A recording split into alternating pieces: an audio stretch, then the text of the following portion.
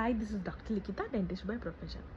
కాలం మారిపోతుందండి, అందరూ మారిపోతున్నారు. మనం కూడా మారాలి కదా, మరి అప్డేట్ అవ్వాలి కదా. దేని గురించి మాట్లాడుతున్నాను అనుకుంటున్నారా? Normal tooth brush to electronic tooth brush. అయితే దాని యూజెస్ ఏంటో చూసేద్దాం. మరి ఎక్కువగా ఓల్డ్ ఏజ్ పేషెంట్స్కి బాగా యూజ్ అవుతుంది. అంటే పెద్ద వాళ్ళకి చాలా యూజ్ ఉంటుంది.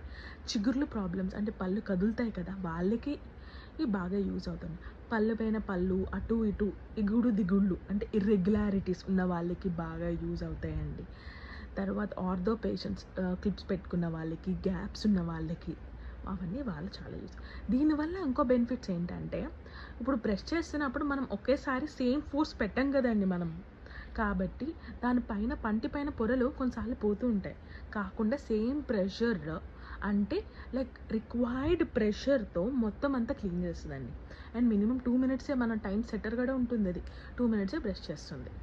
మరి చూసారు కదా యూజెస్. మరి వాడతారా? ఇంకా బాయ్ మరి.